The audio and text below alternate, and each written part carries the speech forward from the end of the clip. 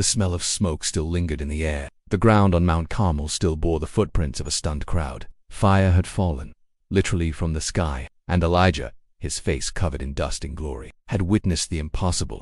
A soaked altar burning as if God himself had breathed upon it. It was victory, it was miracle, it was justice.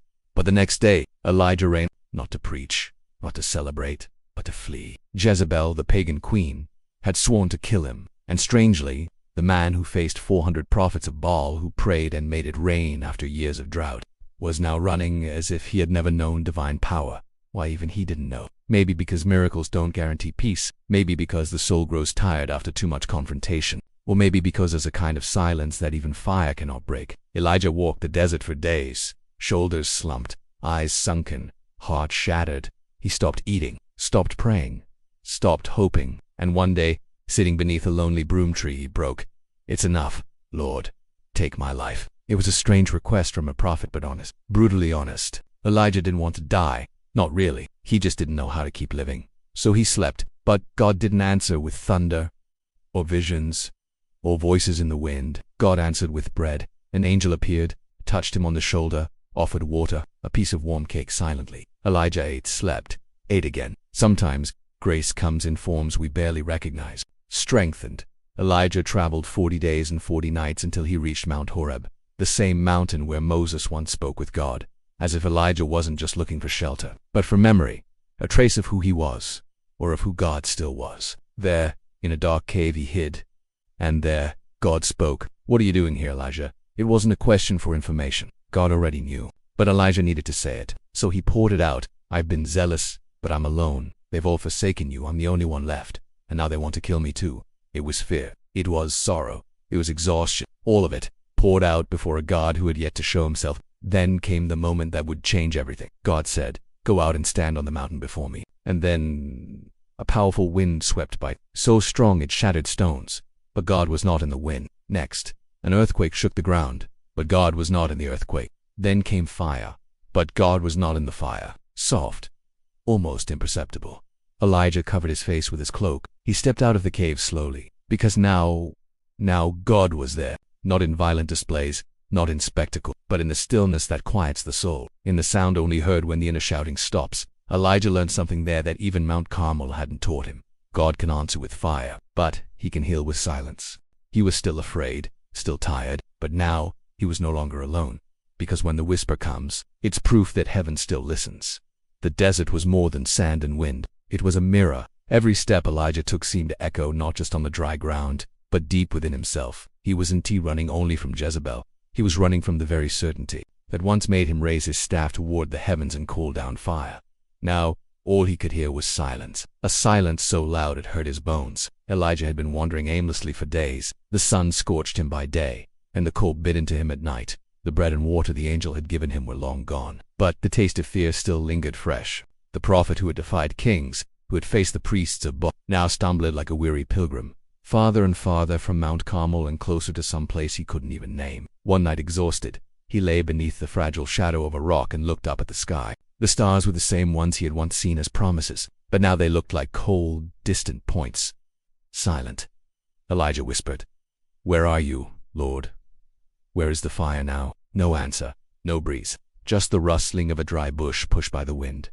And then, for the first time since he fled, Elijah cried, not like someone who had lost, but like someone who no longer knew what to believe in. He didn't know if he was crying from pain, from longing, or from shame. He remembered the face of the boy he raised from the dead, the widow who shared her last loaf of bread, the raindrops that returned when he prayed, and yet his heart felt drier than the soil beneath him, like a cracked jar trying to hold living water. Something inside him had broken, and he didn't know how to mend it. The next morning, his feet carried him to a cave, a hole in the rock, a hiding place, a place with no windows, no exit, no witnesses. It was the perfect setting for someone who wanted to disappear, or to be found by God.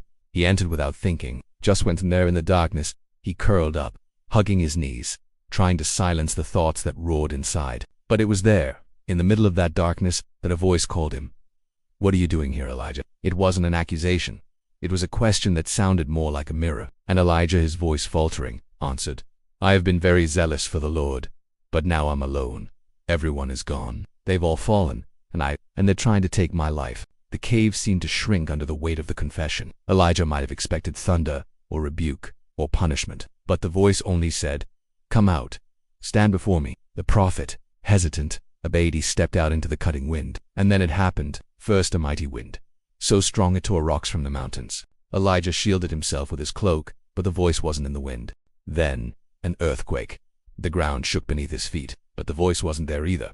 Next came fire, intense flames cutting across the horizon, but still, no voice. And then came something different, a whisper, a gentle breeze, almost imperceptibly, a sound not heard with ears but with the spirit. And Elijah knew it was him. It was God, not in the spectacle, but in the stillness, not in the power, but in the presence, not in the fire, but in the restoring silence. Elijah covered his face with his cloak. He fell to his knees, and he wept again, but this time, not from despair. He wept for being seen, even broken, even in flight, even doubting. The voice, now closer, asked again, "What are you doing here?" And Elijah gave the same answer, but something in his voice had changed. There was still pain, yes, but now there was room for hope, because God hadn't abandoned him, hadn't forgotten him, hadn't rebuked him. He had simply called him by name. And in that moment, the desert lost some of its emptiness. Elisha walked a few steps behind, in silence. From the moment Elijah cast his cloak over him, the young man knew his life would never be the same. But no matter how faithfully he followed the old prophet, there was something in Elijah's eyes that always escaped him. It wasn't pride nor distance. It was a deep sorrow, a kind of longing for something he wasn't even sure still existed. Elijah now walked differently. Since the encounter with the whisper, the prophet was no longer the same. His feet still stepped on the hard desert ground, but there was a lightness in his shoulders, as if he had left part of his guilt inside that cave, as if the voice that didn't thunder but whispered had untied a knot that had been choking him from within. "Do you still think you're alone?" Elisha asked one night beside the fire. Elijah stared at the flames for a moment. He didn't answer right away. Silence was almost an answer in itself. But then, with a rough voice, he said, "Now I know I never was." Elisha didn't press further, but he carved that moment into his soul. A few days later, Elijah received clear instructions from God. Anoint new kings, prepare new paths, and hardest of all, pass the mantle. He needed to prepare a successor, someone who would continue what he had begun. And that idea was more frightening than facing kings or storms. Elijah's time was drawing to a close. He felt it in his bones, not because of physical weakness, but because of a peace that resembled farewell. And at that point in life, what hurt the most was not the departure. It was leaving something unfinished. Elijah wanted to know if his fire would leave ashes or living embers, if his voice would be forgotten, or if it would continue in someone. So he began testing Elisha. "Stay here. The Lord has sent me to Bethel. As surely as the Lord lives and as you live, I will not leave you." Elisha replied, firm, with eyes full of something Elijah knew well. The old prophet nodded, and they walked on together. Then the same scene, Jericho, then the Jordan. Always the same test, always the same answer. Elijah wasn't seeking flattery. He was seeking certainty. He needed to see if this young man understood that the prophetic calling costs everything, that the prophet's path was one of solitude, renunciation, and a hope that often bled in silence. And Elisha understood, or at least was willing to learn. They reached the banks of the Jordan. Elijah took off his cloak and rolled it in his hands. He struck the waters, and the river parted. Like Moses, like Joshua, but now, with a lone, aged man. Elisha watched and trembled. He knew it wasn't a trick, it was authority, it was covenant. It was God still walking with men. On the other side of the Jordan, Elijah stopped. "Tell me what I can do for you before I am taken from you." Elisha swallowed hard. That sounded like the end, like a final chance. "Let me inherit a double portion of your spirit," he said without hesitation. Elijah smiled, a smile that mixed surprise with pain. "You've asked a difficult thing, yet if you see me when I am taken from you, it will be yours." The sky began to turn red. The wind blew stronger. A strange silence fell over the landscape, as if even the birds knew something was about to happen. And then it happened, a chariot of fire, horses ablaze. The sky tore open like a veil. Elijah was taken, not in death, but in glory. Elisha cried out, my father, the chariots and horsemen of Israel." And the cloak fell, only the cloak, the symbol, the legacy. Elisha picked it up with trembling hands. He wept, but not out of despair. It was a sweet kind of pain.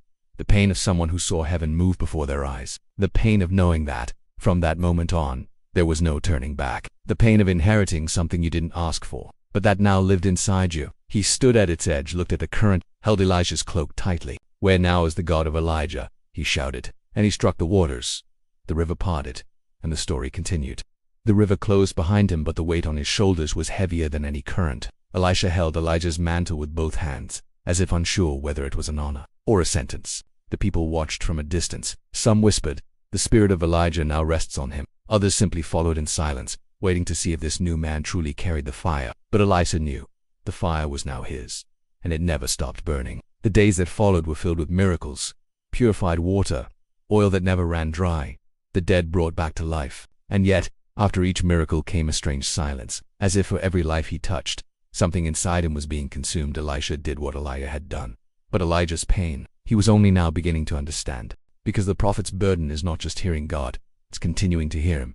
When everyone else has gone silent, it's knowing the truth and being seen as mad. It's declaring justice and living alone. The people wanted miracles, not messages, blessings, not confrontation. And day by day, Elisha found himself retracing his master's footsteps, remembered for his works, forgotten for his heart. One night alone in a cave, much like the one Elisha had once hidden in, Elisha knelt down. The fire from his lamp flickered on the walls, and the echo of his own breath was the only sound. "Lord, is this what your servant carried?" he whispered. The heavens didn't answer with thunder, nor with visions, just that familiar silence. But now Elisha understood.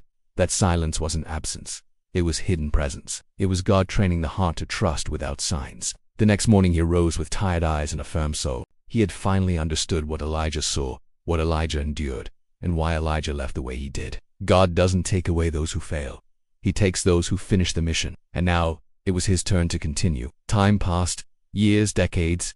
Elisha became known, feared, respected, but he never stopped being that young man who cried at the banks of the Jordan, clutching a mantle too heavy for his hands. And with time, what hurt most wasn't the enemies, it was the forgetting. Many received miracles. Few wanted to know the man behind them. Few asked how the prophet's heart was doing. One afternoon, now an old man, Elisha lay in bed. Fever burned. His body no longer obeyed as before. Time demanded its toll. And then the visit came. King Joash entered, surrounded by servants, but in that moment, he was just a man before another. He wept, he pleaded, and his words echoed the same ones Elisha had cried when he saw Elijah ascend. My father, the chariots and horsemen of Israel." Elisha smiled. Weak, but genuine. "Take the bow and arrows," he said, and with a slow, fragile gesture, he placed his hand over the kings. Together, they fired the arrow of victory. The fire was still there. Days later, the prophet died. But the story didn't, because even in death Elisha would still prophesy. His body, buried, lay waiting in silence, until one day a dead soldier was hastily thrown upon his bones. And then, the impossible. The man came back to life. Life returned from a place where the world only expected silence. And in that moment, even the heavens bore witness. The fire of God does not die with his prophets. No one visits the grave of a prophet. There are no crowds, no flowers, no plaques. Only the wind, only the memory held by those who once heard, by those who once saw, and by those who, deep down, still carry the hope of being seen by God the way he was. Elisha's tomb was dusty, hidden in the heart of the earth. The hands that once raised dead children now rested still. The eyes that once saw the invisible were closed.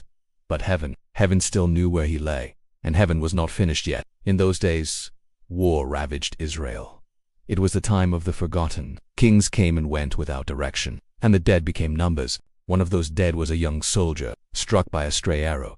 The kind who dies without a name, without glory, without a story. His companions, pressed by fear and urgency, dragged his body and found an old, forgotten tomb. They threw him in, not knowing whose place that was, not knowing that the bones inside still carried fire. The sound of the body striking the bones echoed like a muffled thunder in the belly of the earth. And then, the impossible. The lungs filled with air. The heart, which had stopped minutes ago, beat again. The eyes opened in shock. The dead man stood. There were no angels singing, no lightning, no skies opening. Just a man, walking out of a grave from which no one expected life. In that moment, somewhere between heaven and earth, something was sealed. Elisha was dead, but his life still touched others, not with sermons, not with presence, but with legacy. Because a true prophet is not remembered by the ground he walked on, but by the lives his bones still resurrect. And maybe, if someone had been there to see, they would have heard the wind whispering words that didn't come from the earth. I still see my own. Today, maybe you feel like that soldier, thrown into a nameless place, forgotten in the middle of battles you never chose to fight. Maybe you feel like Elisha, believing the fire that once burned has turned to ash. Maybe you think it's over, but the God who raised the dead through burned-out bones is still watching. And sometimes, he resurrects lives in the very place where everyone else thought it was the end. If stories like this awaken something in you, Subscribe to the channel. Here we tell stories of men who heard God, who failed, who hid, but who, even in silence, were still seen and used by Him.